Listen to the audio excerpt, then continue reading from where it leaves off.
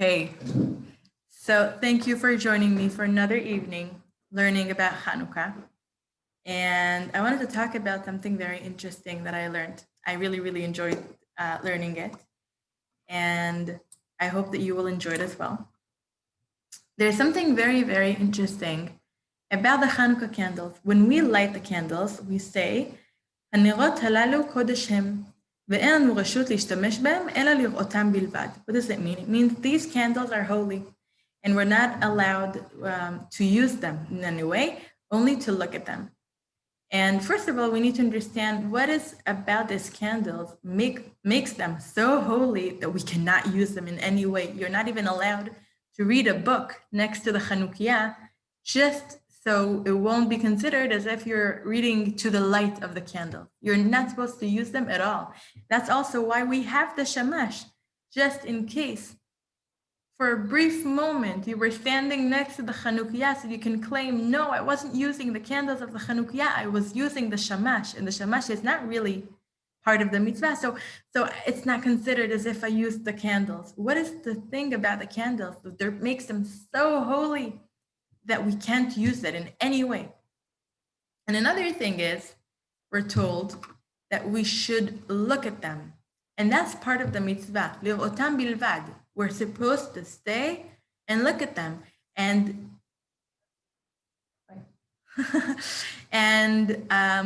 there's something, we don't have any other mitzvah that we're told you need to look. Just sit for a few minutes and look at it. We don't have any mitzvah that it says that. And it's something very interesting. And it's really part of the mitzvah, so much that halachically, if you see a candle, a Chanukah candle, and you didn't light it, someone else lit the candles, but you see it, you say the bracha as if you lit it, because the most important thing is to see the candles. So what is it about the candles that makes them so holy that you're not supposed to at all use them at all, not even to read next to the chanukia, not to do anything, but on the other hand, part of the mitzvah is to sit there and just look at them. What is it about the candles? So there is a pasuk that we know.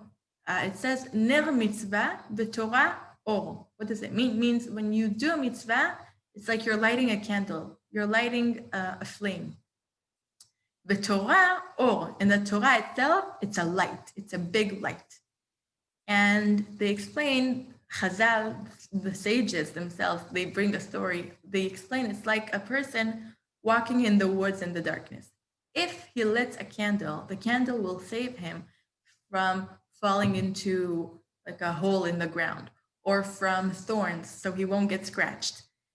But it won't save him from thieves or from bad people who are hiding in the woods. He won't be saved by this candle. But on the other hand, if it's daylight, then he won't fall, he won't get scratched, but also he's not likely to be attacked. He will also be protected from thieves. So he says, the Torah itself, the light of the Torah, it's like the light of the daylight. It saves you, protects you. And what is it about this light? Why does the Torah have such a strong light? On the first day of creation, we're told that Hashem created the light. But on the other hand, we're told that Hashem only created the sun on the fourth day, right? So what light did we have on the first day? If it didn't come from the sun, where did it come from? And what happened to it? So we're told that after Hashem created this amazing light on the first day, it was so holy, was so spiritual, it was something that he said, evil people, wicked people don't deserve this light. So he hid this light and he saved it le'olam haba, which means to the afterlife, for those who go to heaven so they can enjoy this light. And for olam haba, it's the world that will come after Mashiach comes. So this light was saved for heaven or for after Mashiach comes. And so it was created and it was taken away. It was hidden by Hashem. And then Hashem created the sun on the fourth day, and that's the light that we know today. So this holy spiritual light that we cannot enjoy in this world now, we're told that Hashem put in the Torah. And when you learn Torah, this is your tool to get this light. Now, it's not that you open the book of the Torah and the light shines on your face, that it shines into your soul and it changes where you are and it changes who you are. I know it's something that is very often told that when a person learns Torah, it changes him. It makes him a better person. It changes his qualities, his characteristics. And I don't know to say about the change, but I can say that my husband, Baruch Hashem, he learns a lot of Torah. And before we came here, he spent 9 years in yeshiva, and I've never met another person like him. He has the best qualities I've ever met. And we've been married for like 5 years now. I haven't seen him angry, not even once in the entire time I knew him. So you know what? If that's what the Torah does, I'll stick them together forever. But there's something about the Torah. Wow, it's so hot in Africa. It's amazing. I did not see that coming. But there's something very special about the Torah. It changes you. The light of the Torah changes you, shines into your soul, and it brings you to higher spiritual levels. And this light is in the Torah. And that is why also the Torah is so holy. And we're told we're not allowed to use the Torah. We're not allowed to use it. It says, Al ta'aseh kardom lachpor ba, which means when you learn Torah for the right reasons. Don't learn Torah because you want to become a rabbi. You want people to look at you like you're a rabbi and get a job by it and earn your living by the Torah. This is not what you're supposed to do. You're supposed to learn Torah because you love Hashem, because you love the Torah, because you find your life purpose in the Torah, but not for other reasons. You shouldn't learn the Torah for earning money from it. So you're not supposed to use the Torah because it's so spiritual, because it's so holy, and it should not be contaminated. And the same goes for the Chanukah candles. Why? Because the Chanukah candle we're told, it's like it's a small version of the menorah that they had in Bet HaMikdash. And it's not just, okay, we had the menorah in the temple and it looked so nice and we want to remember it, so we're shaping a chanukia. Similarly, no, we're told that it's on a spiritual level. What the light that we were given through the menorah, we're getting the same light through the chanukia. And through the menorah, they got this holy light, the same light that is hidden in the Torah, the same light that Hashem created on the first day, and then he took it away and he hid it. This light, they were given in Bet HaMikdash through the menorah, and we're given every year now through the chanukia. And that is why it's so holy. And that is why we're not allowed to use it.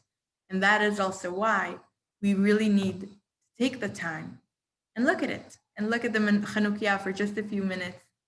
Take more than just a few minutes. Just sit there and absorb the light. And it's a light that shines into your soul.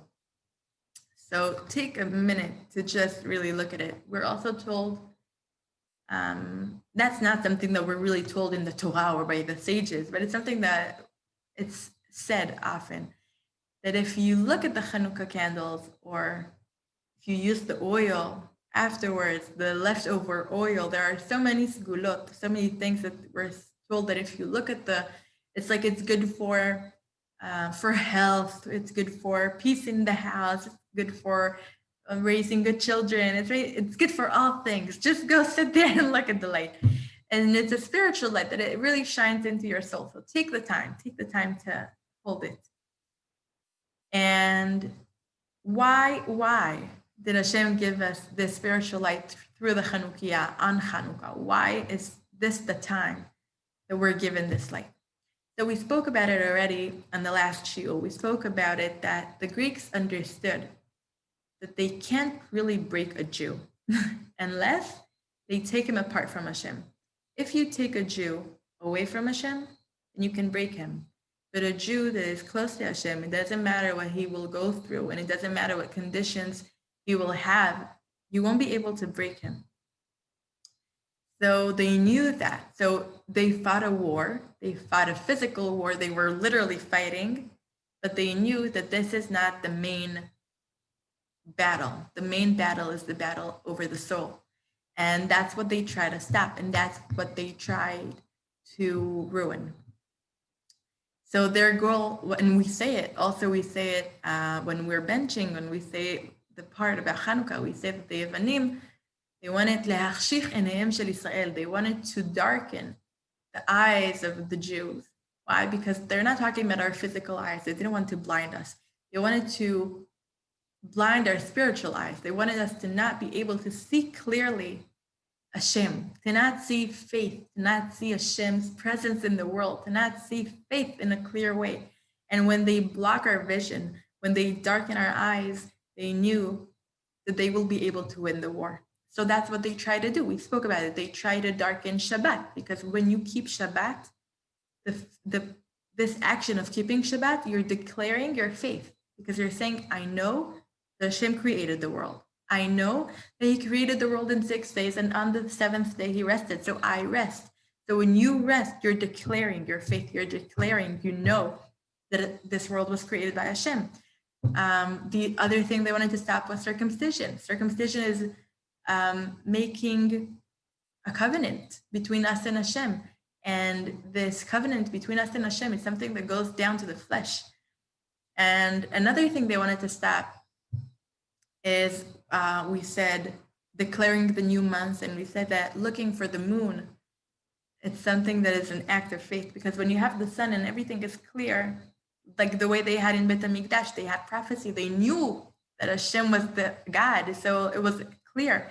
But on the other hand, we have this world now that is dark, and we have to look for Hashem. And when you look for the moon, you're saying, I know that it's dark, and I don't see anything, but I know that there is a moon, and I know that he will show himself. The moon will appear. So I'm looking for it. And if I won't see it now, I will see it tomorrow, but it's here. And it's an act of faith. So that's what they wanted to stop. They wanted to stop our faith. They wanted to darken our eyes. And we also said that, and they said that we need to write on the horn of an ox, the male of the cow. I looked it up. And they wanted us to write that we don't have a share when it comes to Hashem. They didn't say there isn't Hashem. They said there is Hashem. He doesn't care about you. He doesn't love you. And you don't have a share when it comes to him. And they wanted us to write it on the horn of the ox. Why? Because it was used as baby bottles. They used to cut the edge and feed babies. They wanted every single baby, every single Jewish baby to know that it doesn't have a share when it comes to Hashem. And because of this terrible condition that the Jews had to go through, because that was their battle, trying to maintain their faith, trying to remember that Hashem loves them. That is why Hashem did such an amazing miracle to them. And that is why he's giving us this amazing light, this light that goes into your soul, that opens your spiritual light, spiritual eyes, that shows you with clarity there is Hashem, and Hashem loves you. And sometimes we don't see so clearly. So we have this light to open our spiritual eyes. Now the sages tell us that after they finished building in the desert, we're going back thousands of years, in the desert, when they finished building the tabernacle, the Mishkan, so all the Nesi'im, the leaders of each tribe, they brought offerings to the Mishkan, to the tabernacle. And only Aharon was not told by Hashem to bring an offering. And it says, Chalsha da'ato, which means he was a little sad. He also wanted to bring an offering. Why do all of them get to bring an offering to the Mishkan and I'm not told to bring one? I also want to bring one. So Hashem told him, don't worry. Shelcha gadol mishalayim. Don't worry, because what you're going to do is so much greater than what they're going to, than what they did. They brought an offering, but you're going to light the menorah. So that was his present. And that's what he was told. This is something that will be yours. And you shouldn't be sad about the offerings, because you know what you're doing is so much greater. And this light of the menorah that he was told, the sages tell us he wasn't only told about the menorah. He was told about the chanukia. Hashem told him, you know what? You're going to light the menorah. You're going to light the menorah here. And after you light the menorah, after you pass away, the menorah will keep on being lit in Bet HaMikdash for hundreds of years. The first temple was built for 410 years, and the second temple was built for 420 years. So for hundreds of years, we will light the menorah. And when we don't light the menorah anymore, we're going to light the chanukia. And this light is yours. So he was told already, we're told that he was told about the Chanukah candles, that it's something that continues the light of the menorah. And we need to also ask the question, out of all the different things, out of all the different mitzvot that they used to do in Beit HaMikdash, in the temple, why is it's the only mitzvah that we are still doing? And basically, we are. The chanukia is parallel to the menorah, and it shines the same light, the same spiritual light. So why is this the only mitzvah that we have left? From all the different mitzvot, why is this the only mitzvah that was chosen to be kept for thousands of years in exile?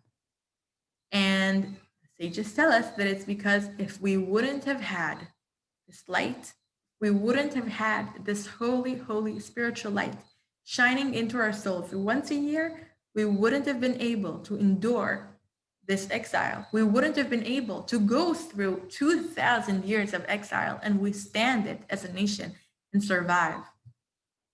And they're saying it's not only the physical, just surviving physically, because you know what? There are many Jews, or I'll say it differently. It's about surviving spiritually, because if we maintain our faith, then we stand as a nation. But when we don't maintain our faith, and our future generations, they just fade away. So they might be living physically, but the nation won't be here anymore. So the higher level than surviving physically, we can survive physically, and we can have wonderful houses, and we can have children, we can keep on growing and growing and have grandchildren. And it's wonderful. It's wonderful. Baruch Hashem, we should thank Hashem for every Jewish child. But on the other hand, if you don't keep your faith, then these children can be wonderful, but they're not Jewish. And they can be French, or they can be German, or they can be Spanish, or they can be whatever. But as a Jewish nation, we won't withstand. So they said if we wanted to endure this exile and stay a Jewish nation, we needed this light of the menorah. And that is why also, that is the last mitzvah that we were given, right? That we have two holidays that we were given by the sages and were not written in the Torah, which are Purim and Chanukah. So Purim took place in the middle of the short exile we had between the temples. This exile took 70 years, and that is when the story of Purim took place. But this story of Chanukah took place in the middle of the second temple. They didn't destroy the temple, they just impured it. And then the Jews reclaimed it and pured it again. So it took place at the middle of the second temple. And that is also, so that is the last mitzvah that the sages gave us. And they said, we gave you this mitzvah because we knew we're going to exile. And we knew that without this mitzvah, we won't be able to survive those long years of exile. And they said, and I'm finishing now, they said, we knew that the one thing we need to survive is faith. Without having faith, without having this connection to Hashem, we won't stay here. And when we do have this connection to Hashem, we can withstand everything and we can survive everything. And I'll give you an example. If we go back to the Holocaust is something that we cannot explain. We don't know why it happened, and there is no excuse. There's no explanation that we can get. There's nothing we can say to let the mind bear what happened there. It was something horrible. And only when Mashiach comes, B'ezrat Hashem, we will be able to understand. And there are many, many, many people who died. Many, that's not a word. But you know what? Their spirit didn't. Because there are so many stories that happened in the Holocaust that we will take with us forever. And maybe those individuals, they didn't survive, but their spirit did. And we will take them with us forever. There is a story I heard so many stories, and you know them probably better than me. But there's one story that I liked because it was such a terrible time of darkness, and there's no explanation to it. But for me, something that helps me a little is knowing that these people they suffered so badly, but they were such tzaddikim, and their suffering was long, but it was short. It was a few years, terrible years, but they're having eternity of heaven. And even in this time of darkness, you still find Hashem. There's a story that the Germans, they wanted to break the Jews. It wasn't enough for them just to slaughter them and destroy them physically. They wanted to also destroy them emotionally and mentally. So they went to a shul and they brought the covering that covers the Aron Kodesh, where the Torah is.